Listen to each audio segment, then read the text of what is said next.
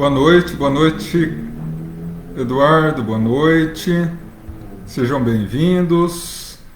Eliane, boa noite, Leandro e a todos os nossos irmãos que estão chegando aí, sejam muito bem-vindos a mais uma live do Samaritano. Desculpa, eu fiz uma palestra para o Samaritano esses dias, estou com ele na cabeça. Uma live, uma reunião do GAEFA, sejam todos muito bem-vindos para mais uma reunião de quinta-feira, Pinga Fogo, perguntas e respostas, uma conversa um pouco mais descontraída, um pouco mais à vontade a respeito da doutrina espírita, a respeito de temas variados, porque afinal de contas na terça-feira nós geralmente temos um tema definido, né? Um tema fechado, então fica difícil para que a gente possa estar falando um pouco mais sobre aspectos fora daquele tema, né? Então hoje a gente tem essa oportunidade de estar trocando ideias a respeito de vários assuntos aí dentro da doutrina espírita. Então sejam todos muito bem-vindos. Daqui a pouquinho a gente já vai iniciar, lembrando, né, que como temos habitualmente após as perguntas e respostas, as vibrações pelos necessitados, o passe e a fluidificação das águas, lembrando a todos a pegar lá o seu copinho com água, a sua garrafinha com água, para o final ser fluidificada, tá?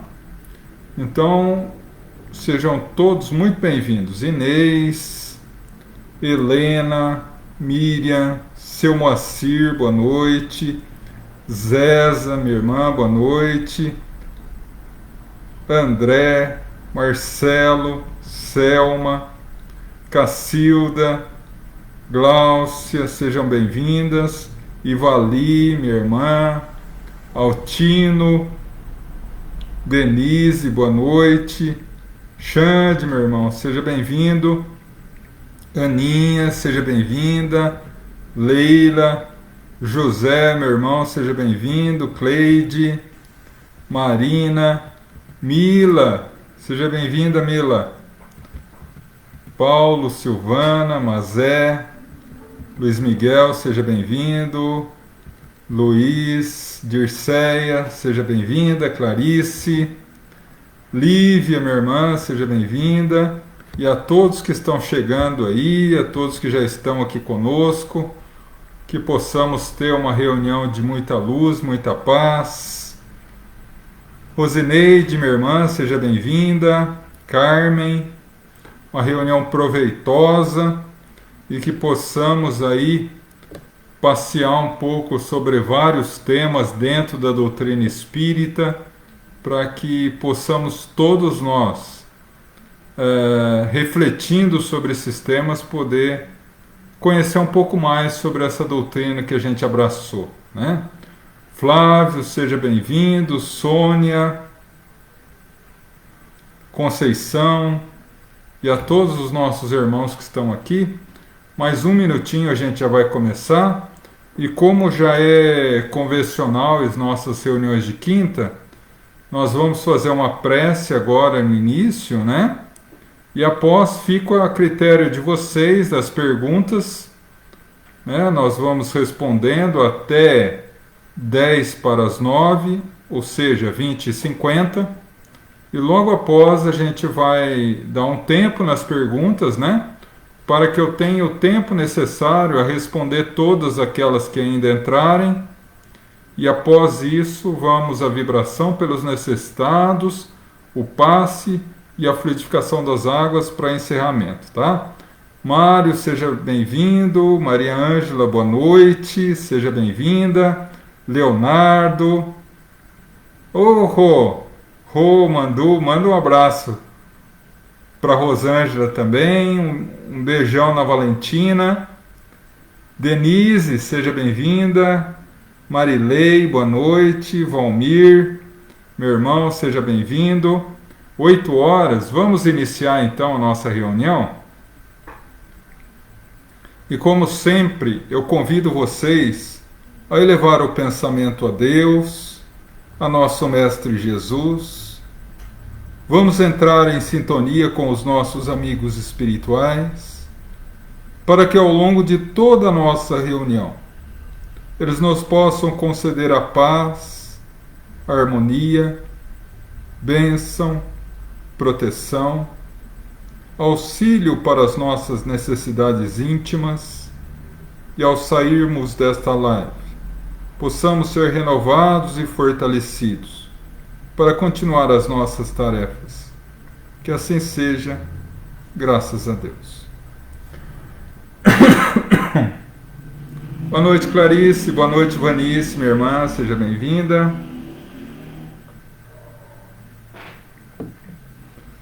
Janice, boa noite. Deixa eu só conferir se quando eu estava fazendo a prece se entrou alguma questão. Mas podem fazer à vontade agora, tá? Como eu sempre digo às quintas-feiras, a reunião agora está na mão de vocês. Vocês que vão direcionar a reunião, tá? Fica a critério de vocês como vai ser conduzido os trabalhos até 8h50 as questões, tá bom? Então aí estamos à inteira disposição de vocês, aguardando as questões, tá? Boa noite, Luísa, boa noite. Boa noite, Natália, seja bem-vinda. Então, vamos ver quem é o primeiro a se habilitar as questões hoje, quem será o autor da primeira questão. Natalina, boa noite.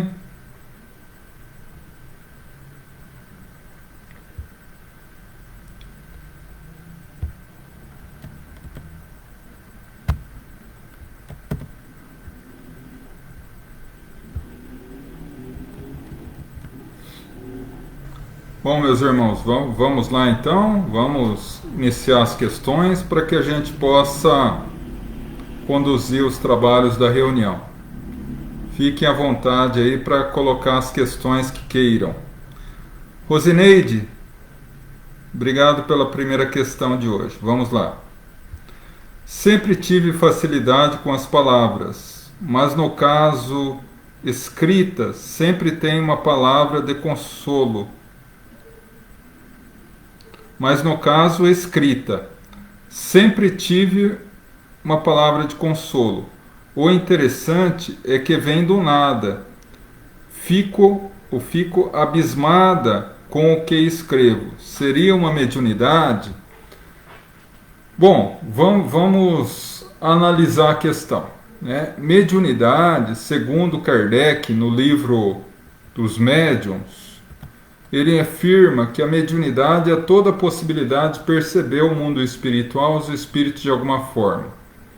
Então, sempre que nós temos condições de entrar em sintonia com os espíritos, pode ser de forma inspirada, pode ser de forma direta, por psicofonia, quando se utiliza da voz, por psicografia, quando escreve, né? Mas no caso que você relata, me parece ser um caso de mediunidade intuitiva. O espírito amigo, o teu mentor espiritual, muitas vezes se aproxima de você e você passa as informações dele através da escrita, né? É sim uma forma de mediunidade, tá? E como você sempre coloca, né? Sempre uma palavra de consolo, uma palavra de ajuda. Então é bem interessante que na realidade parece que brota na nossa mente como do nada, como você colocou mesmo.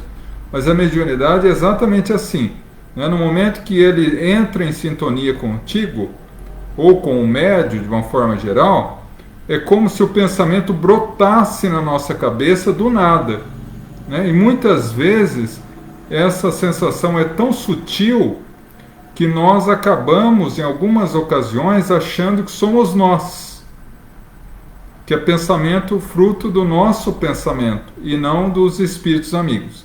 Mas é sim uma forma de mediunidade, tá? Lembrando sempre, a mediunidade tem por objetivo básico e principal o consolo, o auxílio ao próximo. Sempre que a gente se dispõe a auxiliar o outro, nós sempre estamos envolvidos por espíritos amigos. Sônia, obrigado pela questão. Maledicência. Na verdade, quando a gente abre o Livro dos Espíritos e a gente encontra lá a questão 886, quando Kardec pergunta ao Espírito de Verdade assim: o que é caridade, segundo o entendimento de Jesus? Isso, ele faz essa pergunta porque ao longo de todo o Livro dos Espíritos, os Espíritos deixam claro que o único caminho para a integração com Deus, com o Mestre Jesus, que Kardec coloca a salvação, é através da prática da caridade. Então ele queria saber o que é realmente caridade, segundo o entendimento de Jesus, que é o nosso modelo e guia. E ele nos fala exatamente isso. O primeiro item da caridade, que é dividida em 3 itens, é a benevolência, depois acompanhado da indulgência e do perdão. E a benevolência é a virtude contrária à maledicência. Então, nós vamos primeiro analisar o que é benevolência, depois vamos falar sobre maledicência. Benevolência é compreender que todos nós somos espíritos filhos de Deus. Mesmo os piores criminosos não são criminosos, estão criminosos. Da mesma forma que um dia eles se perderam no meio do caminho, um dia eles vão se encontrar. Então todos nós trazemos um pouco de luz para nós, ou dentro de nós. Ninguém é totalmente bom ainda na Terra, como nem todo mundo é totalmente mau. Sempre nós trazemos a luz e as trevas dentro de nós. Então a benevolência é garimpar na alma do outro, no coração do outro, o lado bom. Mesmo que esse lado bom esteja muito bem escondido. No caso de pessoas que ainda se vinculam demais à violência, ao orgulho, ao egoísmo, à maldade, etc. Agora, a maledicência é o contrário. É garimpar e procurar no outro, ou só ver no outro o lado negativo e esquecer o lado positivo, né? E isso é um vício que nós devemos lutar contra, porque se vicia os olhos em ver só o lado negativo em tudo e em todos. E é muito perigoso isso, porque esse vício da maledicência, ou seja, de ver o lado negativo, o lado ruim, o lado podre de todos nós, de todas as pessoas, gera um outro problema, que é quase que consequência natural da maledicência, a fofoca. Falar mal dos outros. E isso é um caso grave, né? No Evangelho segundo o Espiritismo há uma mensagem do Espírito Fénelon, se não me falha a memória, onde ele fala assim, que há muitas atitudes na Terra que são crimes aos olhos de Deus e para nós não passam nem como faltas leves. E e entre essas, eu falo, né? Sou eu falando, João, não Fenelon, que podemos considerar a fofoca uma dessas, que é um verdadeiro crime aos olhos de Deus. Por quê? Porque sempre que abrimos a boca para falar mal de alguém, nós consumimos um pouco da nossa energia vital. Então, nós sabemos dentro da doutrina, por exemplo, que os vícios, de uma forma geral, consomem o nosso fluido vital e nos acarretam, muitas vezes, desencarnar antes do tempo, através do suicídio inconsciente. E aí, muitas vezes, se vinculamos ao álcool, ao fumo, às drogas, à vida desregrada. Mas pouca gente fala que dentro desse conceito de vícios entra também a maledicência, o falar mal dos outros. Você fala tanto mal dos outros, ou nós falamos tanto mal dos outros, que acabamos por perder um fluido necessário e acabamos desencarnando antes. Isso eu estou falando para aquelas pessoas que, quando abrem a boca, parecem um chicote, né? Porque é incrível como esse vício está enraizado dentro de nós e da cultura humana. De tal forma que André Luiz chega a dizer o seguinte: hoje, na Terra, e isso em 1955, quase 70 anos atrás. Hoje, na sociedade atual, é impossível manter uma conversação entre mais de 3 pessoas por 5 minutos ou mais de 5 minutos sem que um deles fale mal de alguém. André Luiz falando, não tem nada a ver com isso. Então, nós vemos o quão mal faz a maledicência. E aí eu me recordo de uma passagem linda que Humberto de Campos conta a respeito de Jesus. Jesus estava saindo com os apóstolos de Jerusalém rumo a Betânia. E na estrada ao lado tinha o cadáver de um cão em decomposição. E todos passaram e colocaram as vestes no nariz, porque estava um cheiro muito forte. Até que Pedro chega a Jesus e fala: nossa, Senhor, veja que cena horrível da decomposição, né? E Jesus se volta, ele sorri e fala: realmente, esse cão tinha belos dentes, dando a nós um exemplo de benevolência, de luta contra a maledicência. Num cadáver em decomposição, que aparentemente é uma coisa terrível, ele conseguiu perceber a beleza dos dentes do cão, que é um convite a nós para começar a olhar o lado bom e o lado belo dos outros, mesmo que a gente aparentemente não consiga observar. Bom, vamos lá então. Lalinha, boa noite. Arlete, boa noite. Ricardo, Michele, sejam bem-vindos. Dalva. Ronei, boa noite. Nauzira, boa noite. Vanice, obrigado pela questão. Vamos lá. João, diante do que estamos vivendo, em se tratando da vacina do Covid, estamos diante de reportagens de pessoas que estão aplicando soro nas pessoas ao invés da vacina. Neste caso, o plano espiritual maior, no que pode ajudar enquanto a isso. Sabemos que tudo tem a permissão de Deus. Espero ter me expressado bem.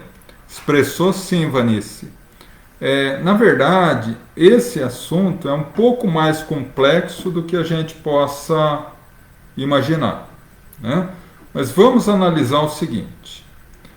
No capítulo 7 do livro Céu e Inferno, Kardec analisa uma página maravilhosa, intitulada O Código Penal da Vida Futura.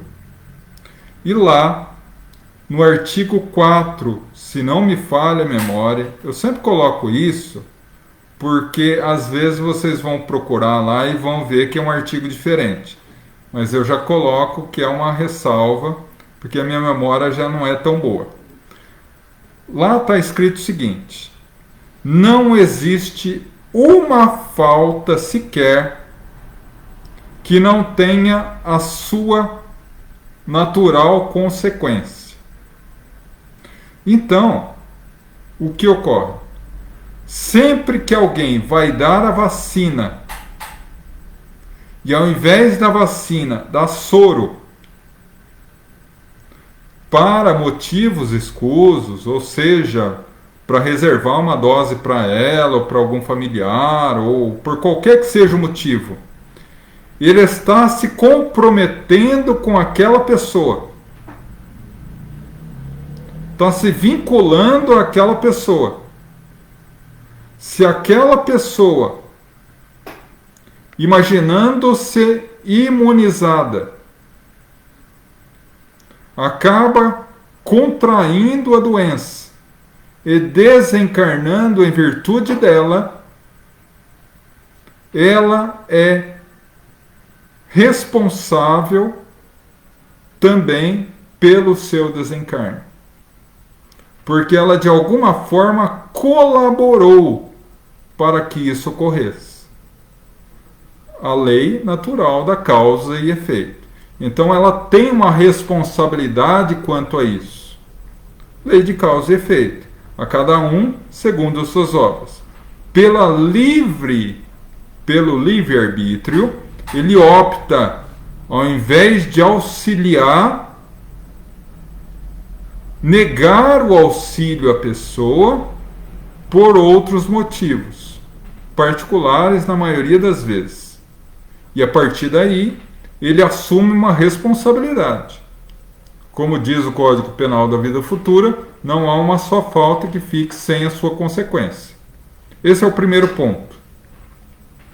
Segundo ponto, pela visão da pretensa, entre aspas, vítima.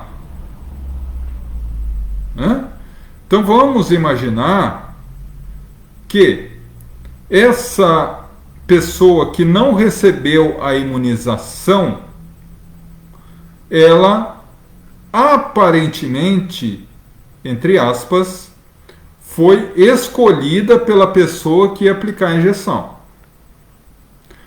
Quando nós olhamos isso, aparentemente, entre aspas novamente, nós imaginamos que essa escolha foi aleatória. Mas para que a gente possa ter um entendimento melhor, a gente precisa responder uma outra questão. Quando um ladrão ou um assassino escolhe uma vítima para matar, essa escolha é aleatória?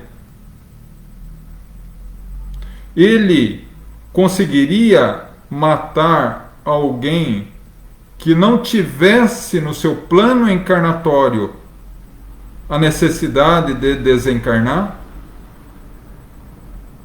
Naturalmente que não. Por quê? Porque a lei da causa e do efeito é absoluta. Da mesma forma que cada qual recebe conforme a sua própria ação,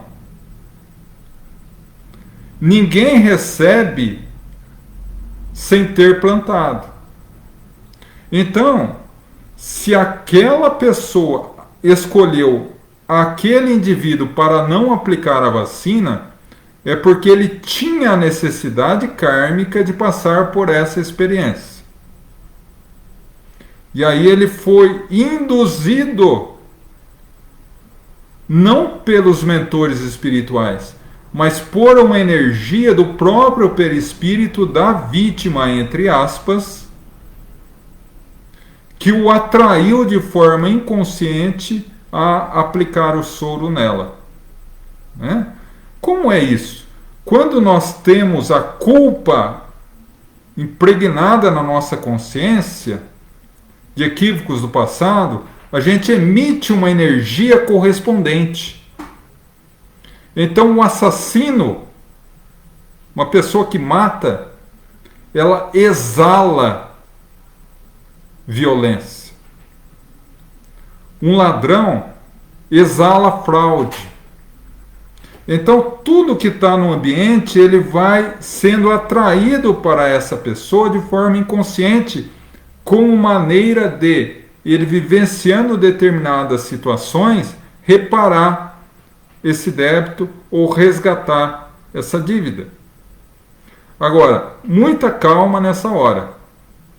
Então quer dizer que ele não tem culpa de ter aplicado o soro ao invés do imunizante da vacina? Não. A pessoa iria passar por uma situação semelhante a essa. Mas no momento que ele opta, que ele decide pelo seu livre-arbítrio a não aplicar a vacina, ele assume a responsabilidade de alguma coisa que ocorrer naturalmente. Não necessariamente pelo Covid, talvez ela ficasse doente com uma outra coisa, com uma outra doença e desencarnasse. Ele não tinha nada a ver com isso. Ela podia ser imunizada por ele e futuramente desencarnar por uma outra doença. Mas, no momento que ele não aplica e ela eventualmente venha a adquirir o Covid e desencarnar, ele assume a responsabilidade. Então, como você vê, é um assunto um pouco complexo, mas espero que tenha auxiliado aí nesse entendimento, tá?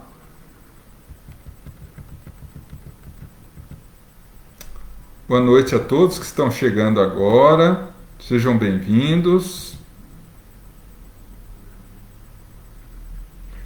Luzia, a Era Nova. A Era Nova, né? A gente meio que comentou um pouco sobre isso na terça-feira, quando nós falamos da parábola das 10 virgens, né? A Era Nova nada mais é do que o início de uma nova etapa, né? De uma nova etapa da humanidade. Eu até faço uma comparação interessante. A Bíblia. Qual é a história da Bíblia? A Bíblia começa na formação do mundo, né? O planeta Terra foi formado. Logo após vem a história lendária, a história fictícia, a história representativa de Adão e Eva comendo a maçã como meio de desconectar-se de Deus, fugindo à vontade de Deus e à prática do bem, a partir do momento que a humanidade opta pelo seu livre-arbítrio a praticar o mal. E a partir daí, a Bíblia inteira conta a história da humanidade para reconectar novamente a Deus.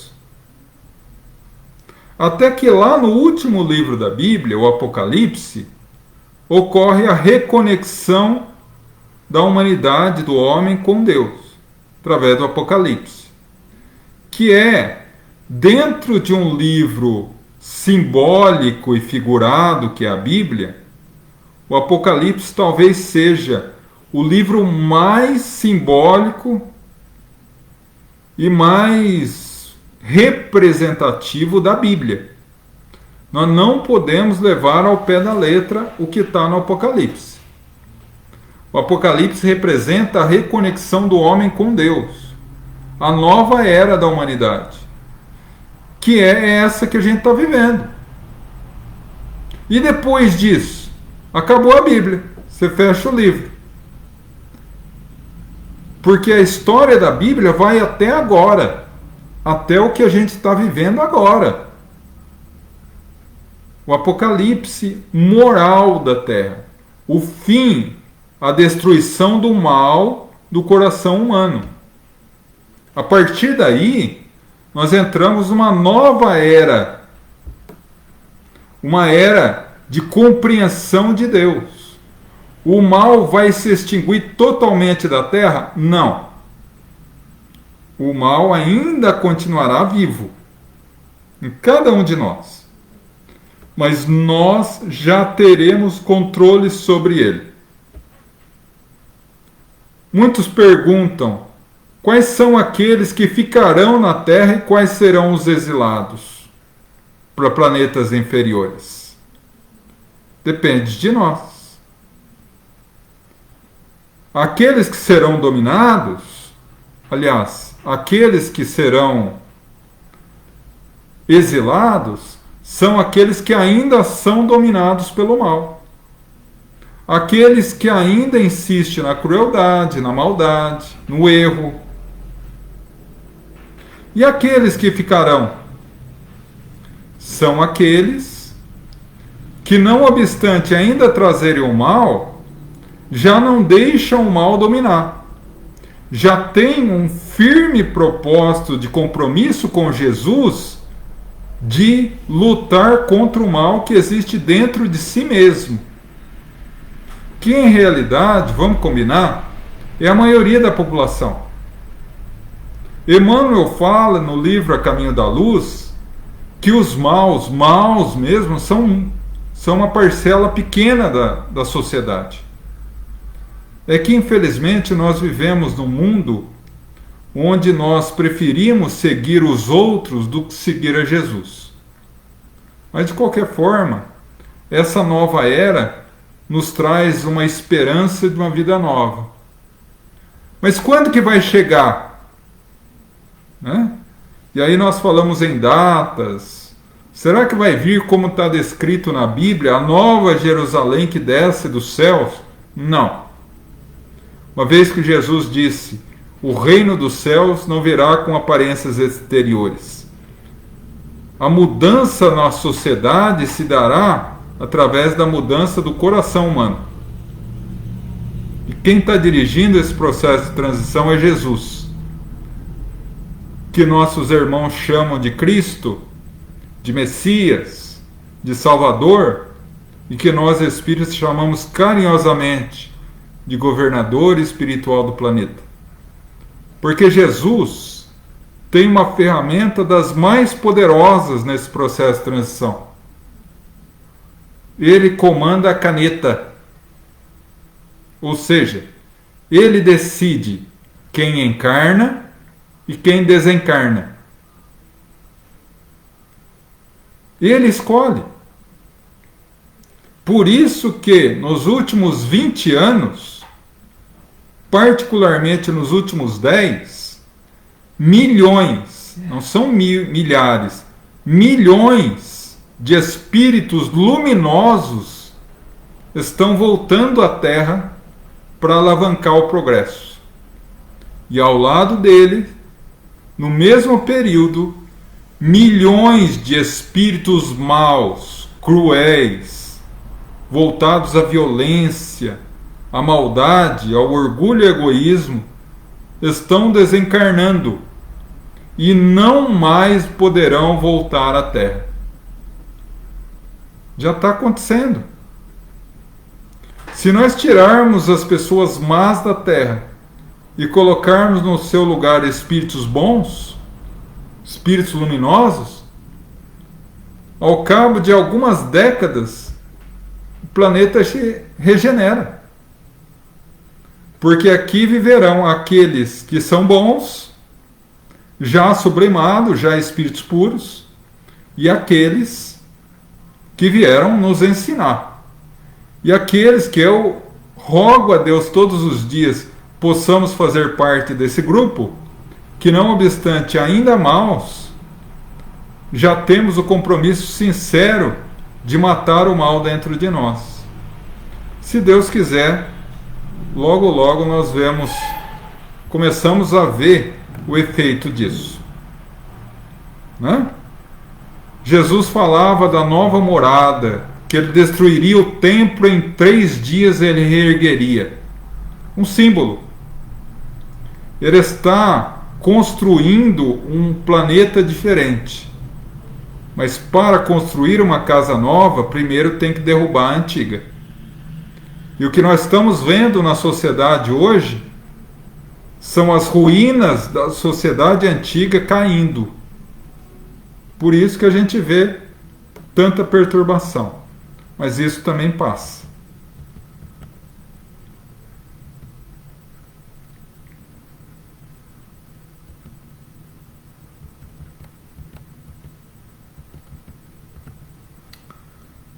Denise, obrigado pela pergunta. Vamos lá. Li uma matéria dia desses em que dizia que as pessoas estão tendo mais pesadelos, confusão mental, esquecimento de coisas importantes.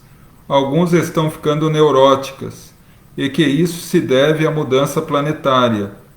Eu penso que sejam espíritos perturbados, com a incerteza do que estão passando. Procede? Em parte, Denise, procede. Porque assim, quando nós vemos no livro A Gênese, capítulo 18, quando Kardec analisa a transição planetária, ele fala, o capítulo 18 é Os Tempos Estão Chegados, onde ele analisa tudo isso que está acontecendo agora. Ele diz que haveriam 2 marcas fortes no processo de transição: o suicídio e a loucura. Suicídio. Hoje na Terra, segundo a Organização Mundial de Saúde, há um suicídio a cada 40 segundos no mundo. Loucura.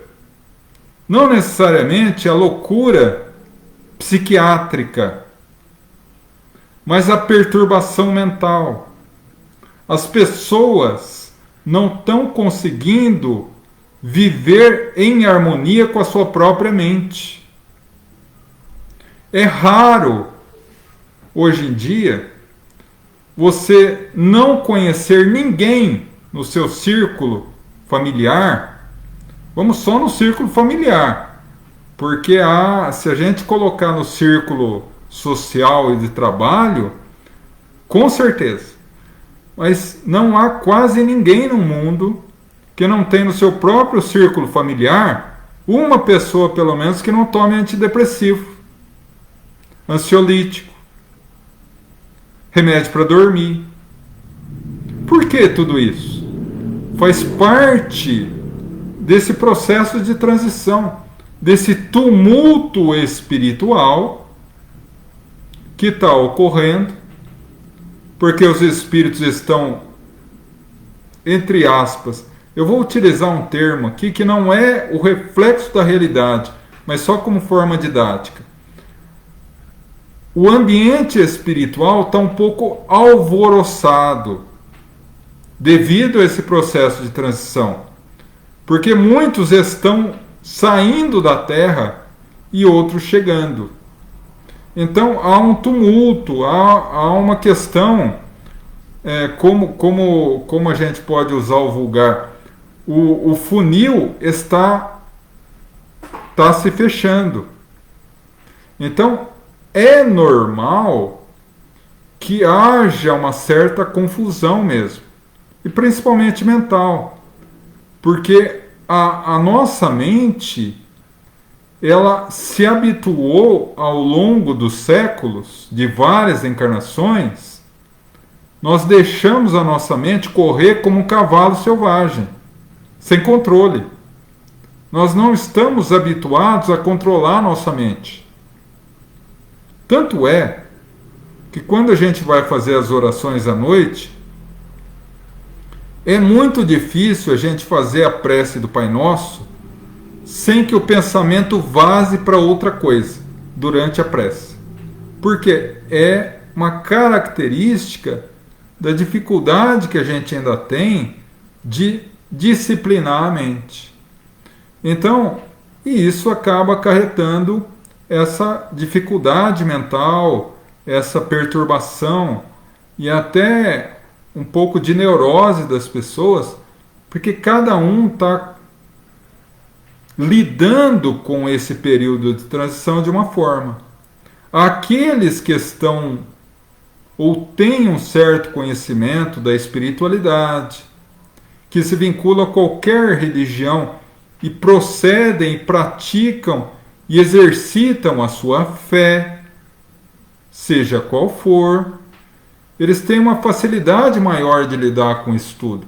Mas aqueles que vivem ao longo dos séculos cultuando o bezerro de ouro, dos bens materiais, do que eu tenho que passar por cima de todo mundo, eu tenho que ser o melhor em tudo, o negócio é vencer na terra, depois a gente não sabe como é, não sei se tem vida após a morte.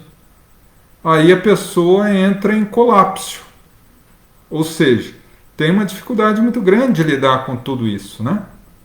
Principalmente no atual cenário da Terra, que hoje houve praticamente uma inversão total dos valores morais, né? Uma pessoa que não tem nenhum vínculo de religiosidade, nesse período, ela passa por um processo grave de abalo mental, porque começa a se abalar as estruturas de tudo que ela achava real, concreto, verdadeiro. Como dizia Jesus, edifica a sua casa sobre a rocha, para que quando vem a tempestade não ocorra nada. Mas insensato daquele que edifica sobre a areia, porque os ventos a derrubarão. Os ventos e as tempestades dessa transição planetária estão modificando e abalando as estruturas daqueles que se habituaram a não buscar Jesus.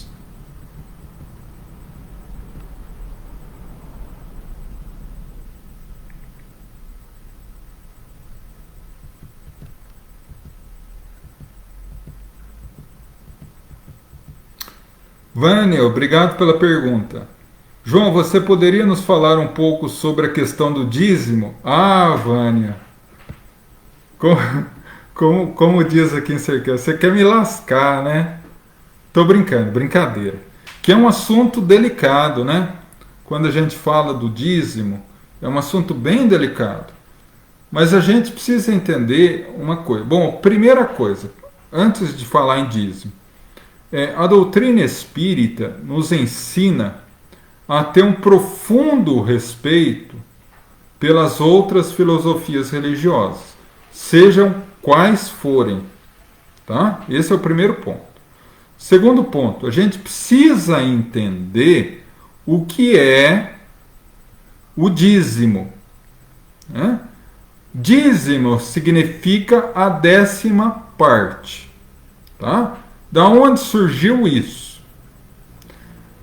Por volta de 3.500 anos antes de nós. Nossa, é antigo dízimo? É antigo dízimo. Por volta de 3.500 anos atrás, Moisés recebeu o alto do Monte Tabor, não. O Tabor é outra coisa, não vamos misturar as bolas, João. Do Monte Sinai, a tábua dos 10 mandamentos da lei, que são a primeira revelação. Os 10 mandamentos da lei de Deus. Todo mundo conhece. São os 10 mandamentos vindo da espiritualidade superior para que a humanidade se reconectasse com Deus. Ponto. Na outra linha, Moisés, que era o líder do povo hebreu, que à época já estava há 500 anos, um pouco menos, em cativeiro no Egito, que se habituaram a algumas práticas morais equivocadas, ao abandono de Deus, o abandono da caridade, do amor ao próximo, da fraternidade, precisavam ser disciplinados. E daí, Moisés, como seu líder, escreve 577 leis civis. Para aqueles que são leigos, lei civil é lei que a sociedade deve respeitar. Tá? Para que ele fez essas 577 leis? Para organizar, disciplinar e controlar o povo hebreu. Mas nós não podemos confundir lei divina, os 10 mandamentos, com as 500 leis civis de Moisés. Mas para ele ser respeitado e o povo respeitar essa lei, o que Moisés fez? Falou que as 577 leis que ele fez tinham caráter divino. Ou seja, se você não cumprir essas leis, você está indo contra Deus. Para que ele pudesse controlar aquele povo que era muito violento, que era muito vinculado ao materialismo, ao orgulho, ao egoísmo, de tal forma que, quando ele subiu no Monte Sinai para pegar a tábua dos 10 mandamentos, levou alguns dias para voltar, quando voltou, eles tinham feito um bezerro de ouro e estavam fazendo um carnaval. Então, tudo isso para chegar no quê? Uma das leis que ele instituiu, civil, Moisés, que não era uma lei divina, era que todo cidadão hebreu tinha a obrigação de mensalmente contribuir com o templo, a tenda do templo, porque naquela época não tinha ainda o templo, né? Tinha a tenda do templo, então eles tinham que dar uma contribuição que era 10% de tudo aquilo que eles arrecadassem durante aquele mês. Então, aquilo era uma oferenda a Deus, e se não desse, Deus ficaria chateado. Era uma compreensão para aquelas almas que ainda há 3.500 anos atrás eram tidas como almas infantis ainda, que não compreenderiam o conceito espiritual. Então, o que aconteceu? Isso ficou enraizado e petrificado na mente humana e nas religiões. E como as religiões, de alguma forma, tendem a levar tudo ao pé da letra, eles se vincularam também ao dízimo, não como sentido moral, mas como sentido literal.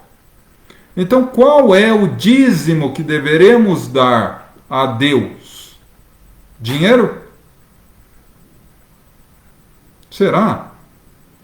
Mas o que Deus fará com o dinheiro? Ele que é o Senhor do universo. Vai contribuir na construção de templos. Mas Jesus já falava: o reino dos céus está dentro de vós. O reino de Deus, os templos de Deus, estão no coração do homem e não nos templos de pedra. Então, dessa forma, a verdadeira significação da doação do dízimo a Deus, da oferenda a Deus, é moral. O que eu devo oferecer a Deus?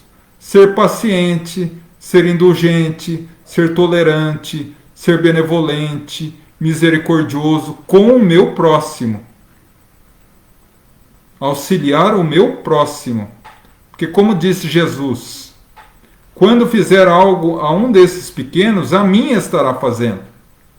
Então, nesse sentido. Agora, o que ocorre é que as religiões ortodoxas pegam o texto literal da Bíblia, adaptam a sua condição de religião e se vinculam ao dízimo para auxílio.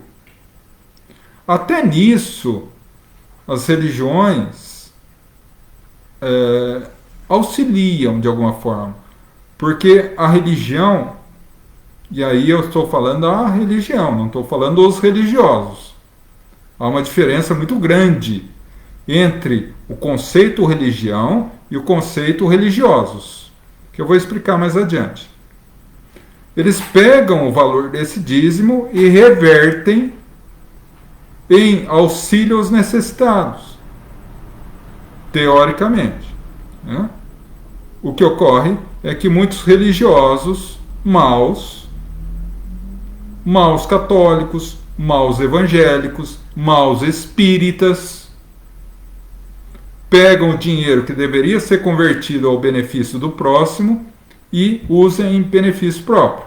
Aí é uma outra questão. Mas então o dízimo tem esse conceito. Não é um conceito divino, porque não nasceu dos 10 mandamentos da lei de Moisés, da lei de Deus, mas dos 577 leis criadas por Moisés. Tá? Espero que essa explicação rápida possa ter auxiliado aí no entendimento. Tá? Selma, obrigado pela questão. As pessoas e os grupos anti-vacina que se recusam a tomá-las serão consideradas suicidas? Bom, numa época de radicalismo ideológico, né? Essa questão vem a calhar. Bom, na verdade, assim, a gente precisa entender, e aqui eu vou responder segundo os conceitos que eu compreendo da doutrina espírita. Não é à toa que Camille Flammarion, naquela manhã no cemitério de Montmartre, em Paris, disse ao pé do caixão de Kardec que ele era o bom senso encarnado. E ele sempre prezou pelo bom senso e pela lógica. Ele sempre disse: pior do que crer que tudo é espiritual ou obra dos espíritos, aliás, tudo é obra material, obra humana, é achar que tudo é obra dos espíritos. Sempre temos que ter o bom termo e seguir. Ele disse também a seguinte frase, que os espíritas, ao meu modesto ponto de vista, teriam que ter como um mantra: ler todos os dias antes de levantar da cama. Se algum dia, isso é o Espírito de verdade numa mensagem que ele mandou a Kardec. Não é qualquer espírito. Nós sabemos que o Espírito de verdade é Jesus. A seguinte mensagem, endereçada a Kardec na sua codificação, quando ele diz assim, nesses termos: sempre, não é de vez em quando, é sempre, sem exceção. Sem exceção, eu que coloquei. Sempre que a ciência provar que um ponto da doutrina espírita está errado, cabe ao bom espírita abandonar o ponto equivocado e seguir a ciência. Espírito de verdade encaminha essa mensagem a Kardec, que a escreve na codificação. Então, diante dessa mensagem, do Espírito de Verdade e de Kardec, nós temos a resposta.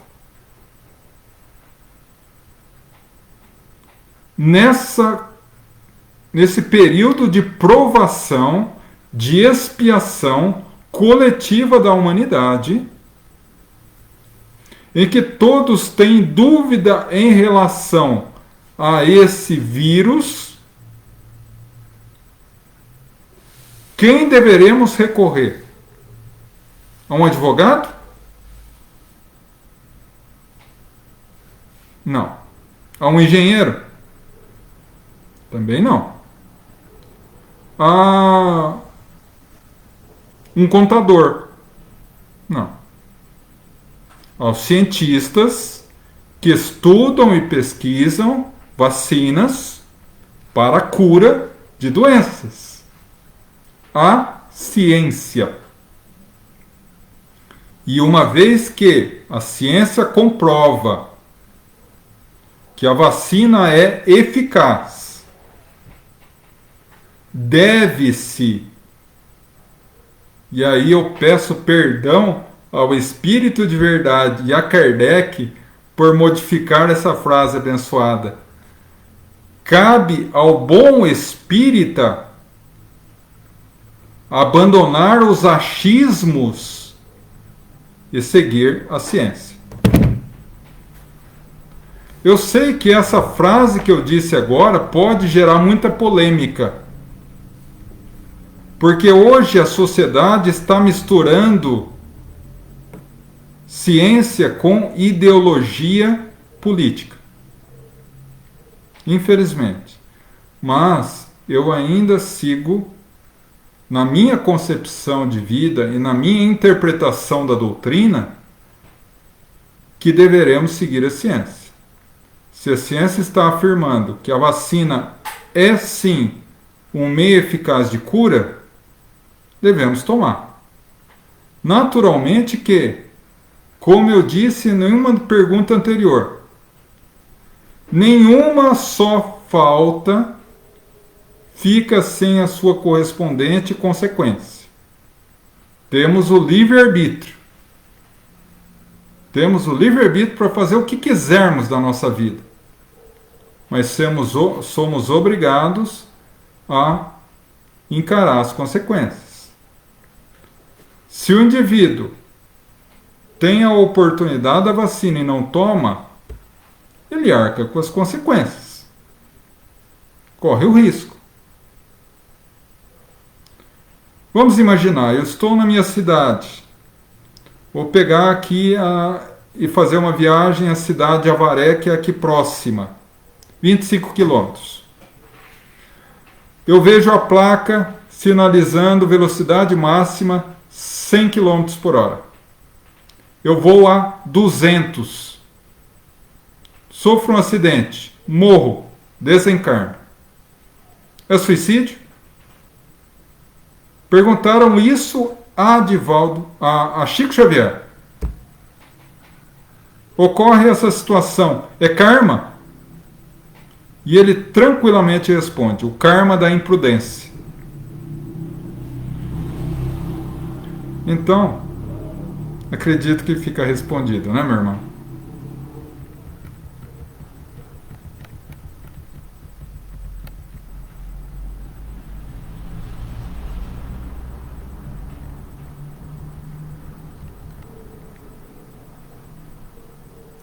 Oi, Odete, seja bem-vinda. Betânia, obrigado pela pergunta. Em relação à transição planetária, li uma reportagem há uns 5 anos que muitas pessoas poderiam desenvolver alguma doença como pressão alta, diabetes, tireoide, por conta da energia que a transição traria. Procede? Nos fale sobre o assunto se for de seu conhecimento. Gratidão. Na verdade, Betânia, é aquilo que a gente comentou sobre a transição planetária, um período realmente de muita convulsão social, convulsão mental, convulsão espiritual. As energias do planeta estão em movimento, o que é perfeitamente natural diante do processo de transição planetária. Agora, segundo o conhecimento que eu interpreto da codificação, essa informação, apesar de ser uma informação interessante, ela não procede. Ela não tem sustentação. Porque nós sabemos, dentro da doutrina espírita, que toda doença do corpo físico é uma exteriorização de um descontrole espiritual. Então, toda e qualquer doença que brote, e aí eu vou colocar essa palavra de forma didática, tá? Brote no corpo físico, ela nasce num desajuste espiritual. Dentre elas, muitas doenças que são expiatórias, ou seja, não é fruto dessa encarnação, mas de encarnações anteriores. Então, seria um contrassenso ou um caminho inverso da lei de causa e efeito, né?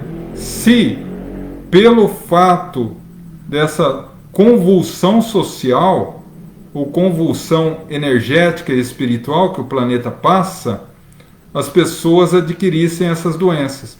Porque seria o efeito gerando uma causa, e não uma causa gerando o efeito.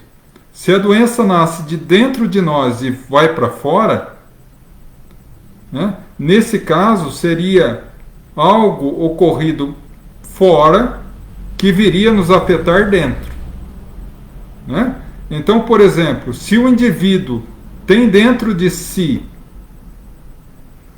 fortalezas morais ou ajustes psíquicos para não passar por uma determinada doença, ele não vai passar, desde que não assuma caráteres de imprudência, né? Porque, por exemplo, não tá previsto no seu plano kármico se contaminar pela Covid.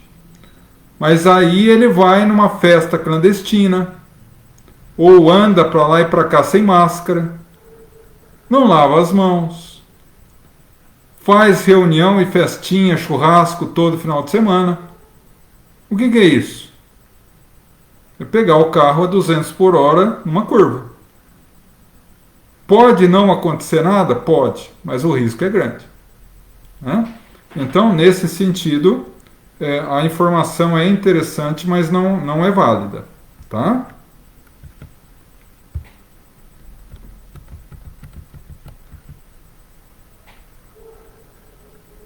Regina, seja bem-vinda, minha irmã.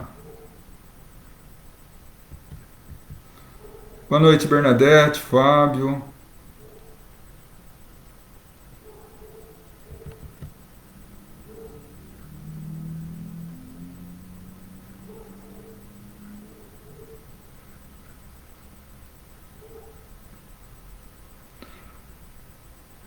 Isso, exatamente, Betânia. Só um comentário em cima da pergunta da nossa irmã. Hoje a USP já usa o passe como cura.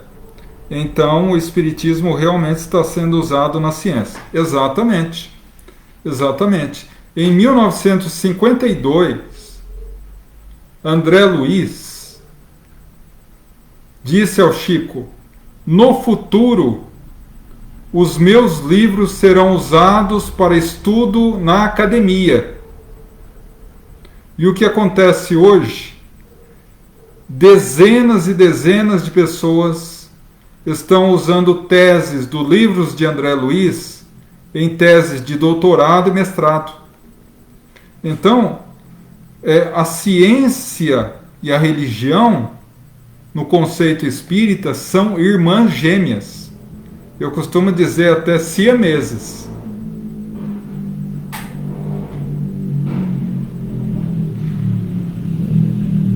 Luísa, obrigado pela pergunta. É uma pergunta delicada.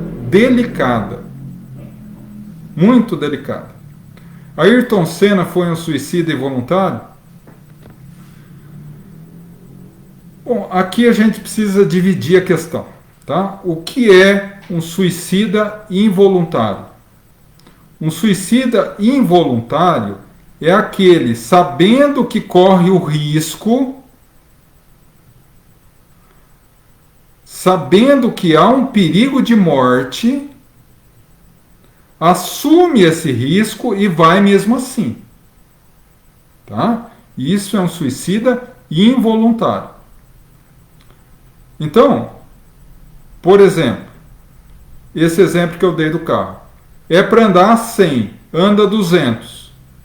Ele assume o risco de morrer. Tá? Isso é suicídio involuntário. Agora, nós dividimos essa resposta em duas. Um lado da resposta.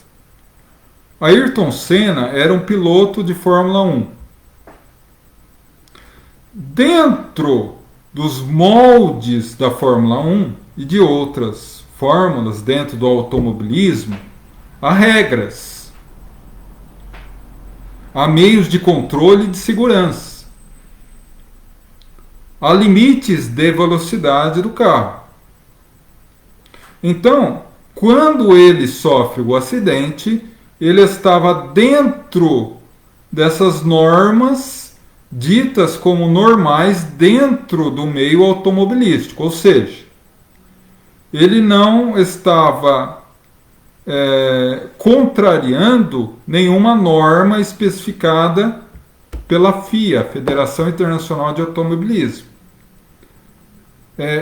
Segundo essa tese, seria um suicídio involuntário se ele estivesse pilotando, por exemplo, sem capacete, que era uma orientação de segurança da FIA.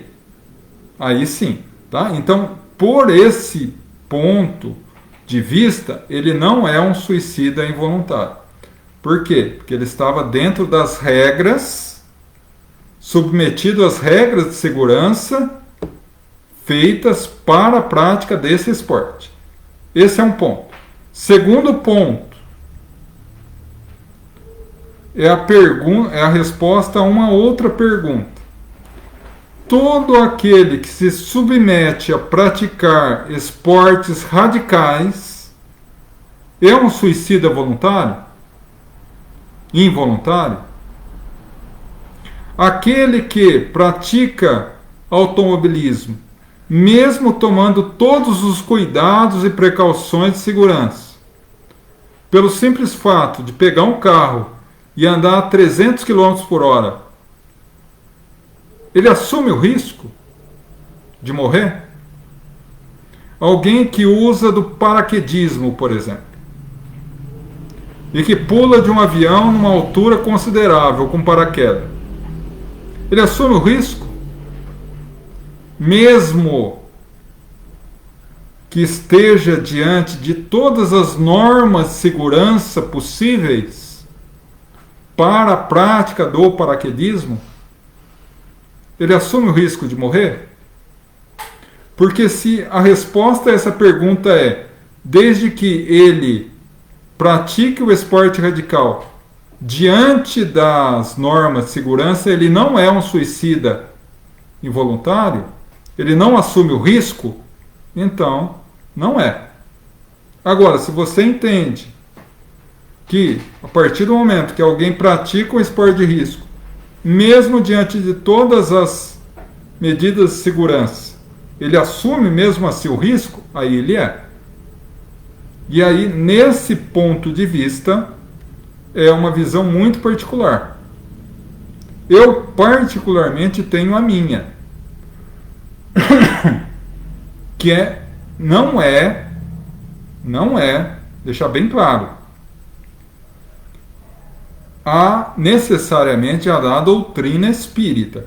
A doutrina espírita nos dá esse entendimento, mas cada um de nós tem que analisar, porque assim, não é uma coisa fechada, é ou não é. A gente precisa entender com muita calma, caso a caso. Então, eu particularmente, Eu, João, tenho um entendimento de que quando a pessoa pratica um esporte radical, mesmo que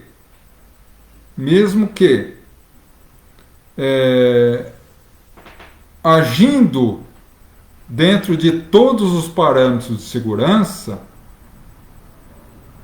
ele corre um risco considerável, né? Mas essa é uma opinião particular. Diante desses dois pontos de vista que eu coloquei, cada qual pode analisar da melhor forma. Para uns, Ayrton Senna é, para outros, não, né? Até porque todos que são um pouco mais experimentados como eu se recordam muito bem desse 1º de maio de 94 e se recordam que o que originou o acidente dele não foi a velocidade, foi a barra de direção que quebrou, né? Enfim.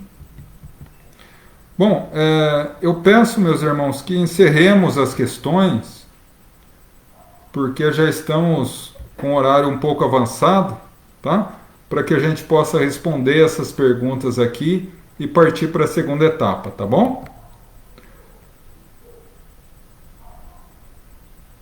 Ah, sim, espero, Luísa, que essa forma com que eu coloquei possa ter esclarecido um pouco você.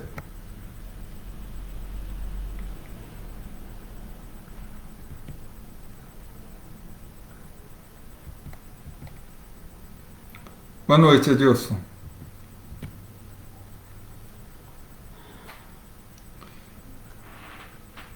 Elô, obrigado pela pergunta. Uma pessoa que tem pensamentos negativos atrai espíritos negativos? Quando uma pessoa faz...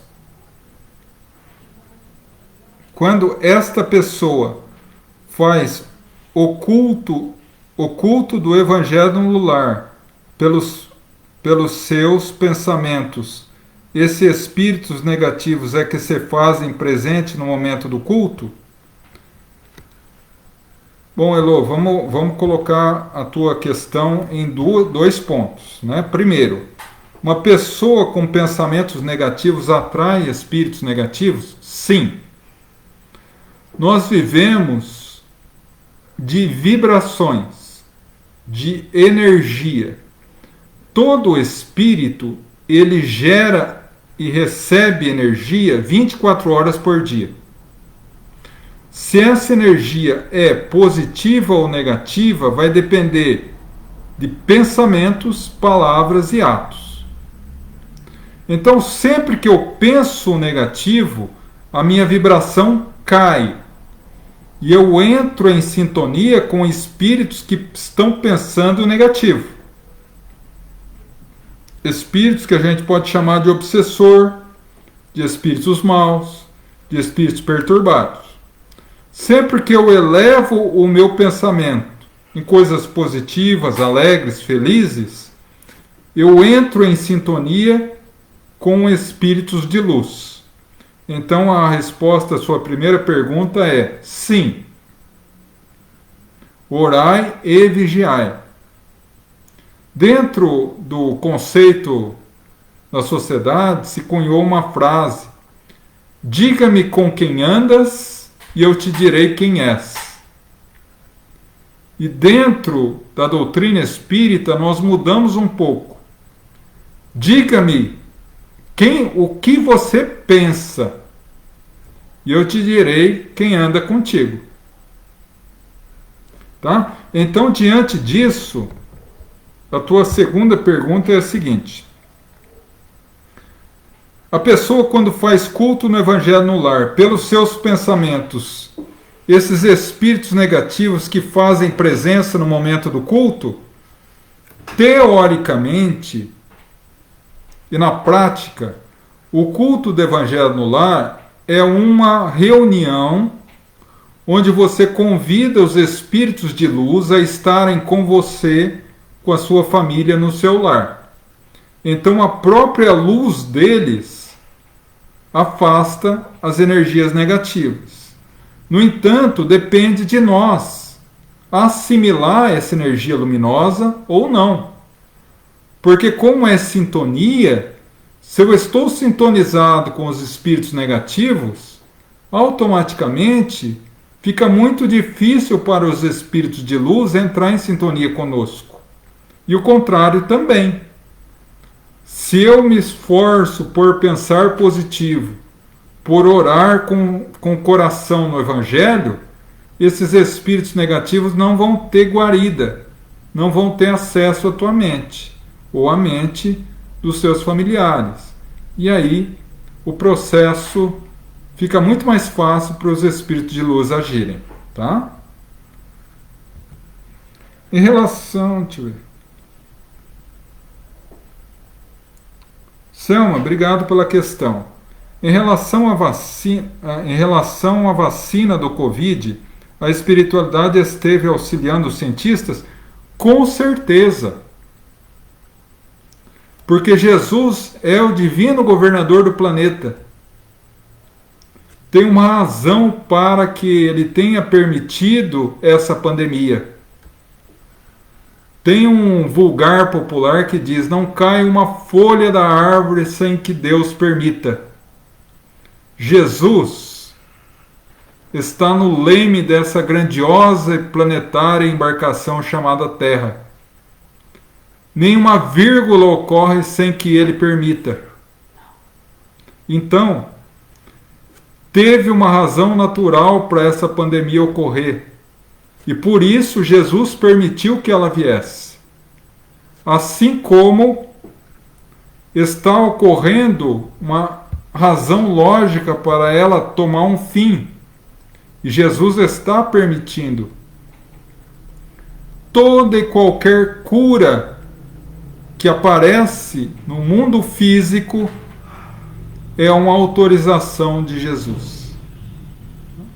Sempre vem do mundo espiritual para o mundo físico. Quando Jesus diz basta, é dado a ordem. E os cientistas do mundo espiritual entram em sintonia com os cientistas da Terra e, por intuição, por direcionamento, mostram a eles a descoberta da vacina. Assim foi com todas as vacinas do mundo desde que se iniciou a relação entre os homens e a medicina na Terra.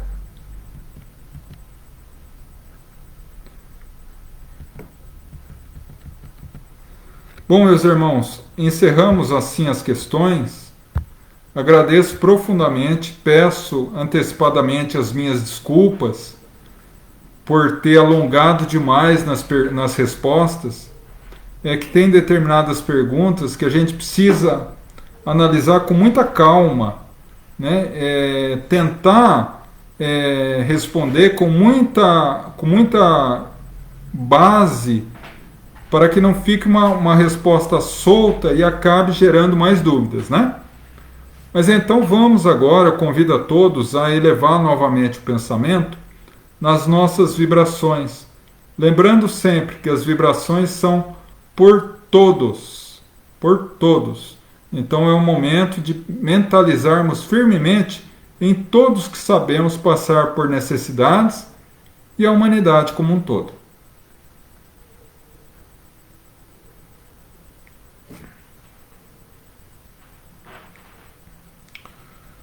Vamos fechar os olhos e abrir a alma a Jesus, que nos envolve nesse momento em um abraço carinhoso. Vamos falar-lhe ao ouvido das nossas necessidades e aflições, e Ele, o celeste amigo, haverá de nos amparar. Rogamos pelos nossos familiares, presentes, ausentes, próximos, distantes, onde quer que se encontrem, recebam do Cristo amado a luz e a bênção.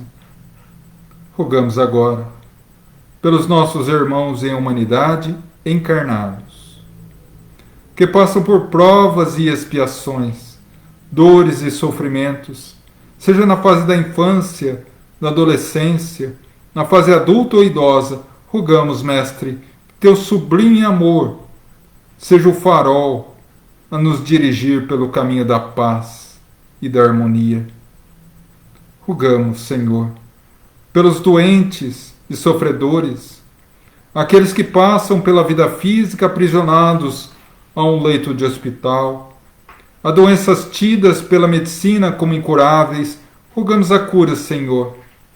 Mas se não for possível, uma vez que a doença é remédio amargo para a cura do espírito, rogamos fé, perseverança, resignação e, sobretudo, a certeza que dia virá encontrarão a saúde verdadeira, a saúde espiritual. Rogamos por todos os nossos irmãos que nesse momento sofrem na humanidade. Todos aqueles que encaram os efeitos, diretos ou indiretos, dessa provação global da pandemia. A todos que sofrem as dores ocultas e individuais. Que Jesus seja o farol, seja o remédio, seja a paz e o alívio. Rogamos por todos aqueles que nesse momento a nossa mente alcança, tendo a certeza de que um grandioso exército de luz, sob o comando do Cristo, se movimenta nesse momento, indo ao encontro de todos os sofredores, levando a paz, saúde, harmonia, proteção, amparo, fé, resignação, paz.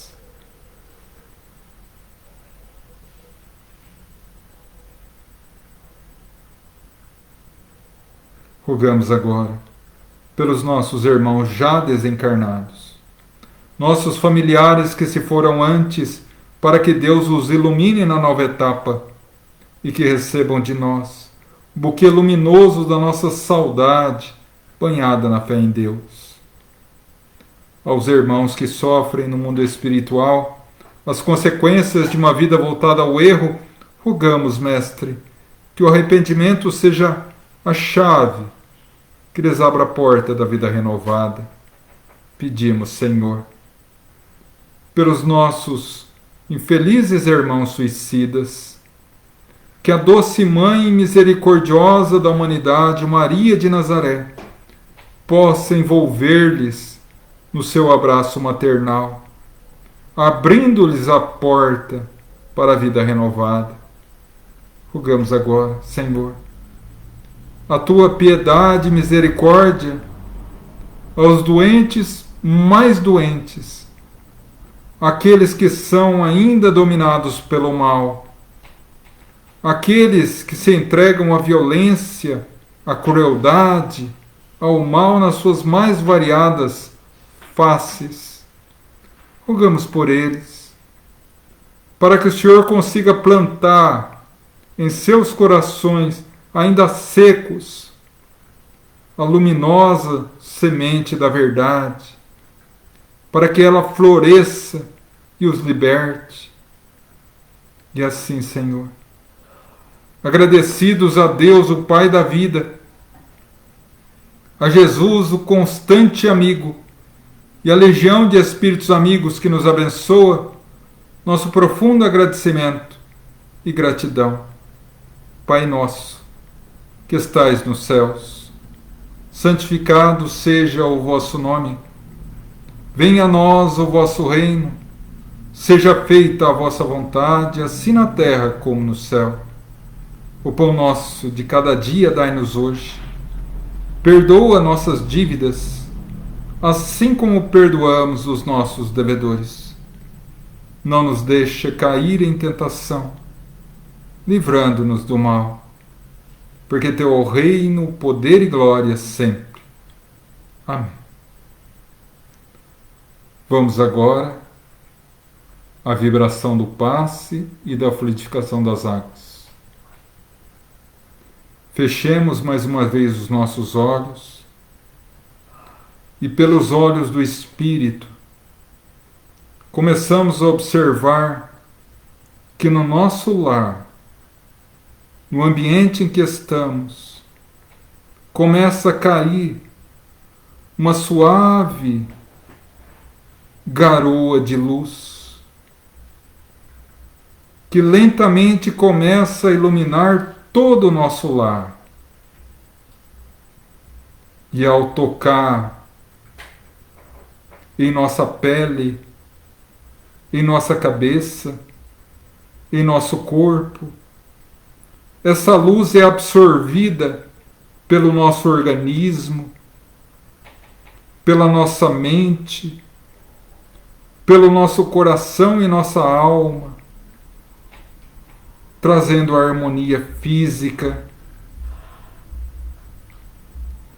a harmonia mental, a harmonia espiritual. Abrimos os olhos da alma agora para pequenas coagulações, congregações dessa luz que se humanizam em missionários do amor, a fluidificarem as águas,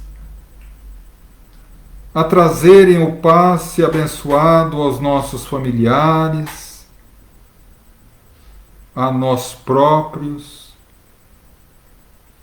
Sentimos-nos invadidos por um forte sentimento de fé, a alegria da esperança, a renovação para dias melhores, a força de lutar, não a luta do mundo que estamos habituados há séculos, contra o nosso irmão, mas a luta do Cristo, a luta contra o mal que ainda existe dentro de nós, para que possamos não vencer o mundo, não vencer o outro, mas vencer a nós mesmos e assim encontrarmos a paz. E assim, meus irmãos, fomos abençoados pelos nossos amigos espirituais com a bênção do passe, da fluidificação das águas, e nos resta agradecer aos nossos mentores espirituais, a todos os trabalhadores do GAEFA que aqui estiveram conosco, nos abençoaram nessa reunião. A Francisco de Assis, o nosso patrono, a doce Mãe Santíssima de Nazaré, a Jesus, o nosso mestre, o nosso modelo, o nosso guia, o nosso farol, e a Deus, a suprema inteligência, o Pai de tudo que existe, a quem agradecemos humildemente e entregamos mais essa reunião aos seus pés, Senhor, rogando a vossa luz, bênção e misericórdia, a tua força, para que possamos vencer a nós próprios e alcançar a serenidade e a paz, mesmo caminhando sobre pedras e espinhos, nas lutas da vida física. Jamais permita que percamos a fé de que somos vossos filhos e, portanto, irremediavelmente condenados à felicidade e à paz. Que assim seja, graças a Deus. Bom, meus irmãos, minha profunda gratidão a todos que estão aqui presentes conosco. Recebam cada um de vocês o meu abraço carinhoso, de coração a coração. Agradecer a todas as perguntas que foram feitas, lembrando sempre que as respostas foram feitas segundo a nossa humilde interpretação dos textos dados pela codificação de Kardec, com o auxílio abençoado dos amigos espirituais. Mas isso não quer dizer que não possa ser contestado. Se em alguma questão eu fui infeliz, ou vocês entenderam como equivocada, por favor, coloquem nos comentários, para que a gente possa, vendo outras visões, poder aprender também. Porque eu adoro essa frase, eu sempre repito, de Herculano Pires. Na doutrina espírita não há professores, todos somos alunos. Né? E do mais, desejar a todos vocês um começo de final de semana de muitas bênçãos, muita luz, muita paz, uma noite de maravilhas, de bênção, junto com a espiritualidade superior, e que amanhã possamos acordar renovados a um novo dia, a uma nova oportunidade. Nessa abençoada caminhada física rumo à felicidade espiritual. Do mais, essa nossa reunião, como todas as outras, estará na nossa página do Facebook, do Grupo de Assistência Espiritual Francisco de Assis. Estará daqui a alguns momentos também no nosso canal Gaefa Espírita, com todas as outras. Aqueles que quiserem, porventura, conhecer o nosso canal, sejam bem-vindos. Aqueles que quiserem e gostarem do canal e quiserem se inscrever, por favor, nos auxilie nessa caminhada de divulgação.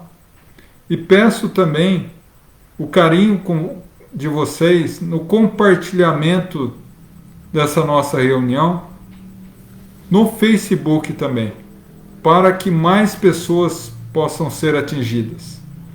Não por meu orgulho pessoal, que eu sou muito insignificante diante da grandiosidade da doutrina, mas se alguma palavra que nós coloquemos aqui nessa reunião trazer uma brecha de luz a alguém em desespero, que muitas vezes sem saída abre o Facebook ao acaso e encontra essa nossa reunião, eu já vou me sentir realizado.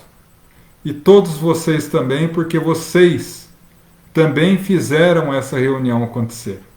Que Deus abençoe muito vocês e até terça-feira com mais uma reunião, agora com uma explanação sobre algum tema do Evangelho, algumas considerações, algumas reflexões, e terça-feira pela manhã eu já estarei divulgando nas redes sociais o tema, tá bom?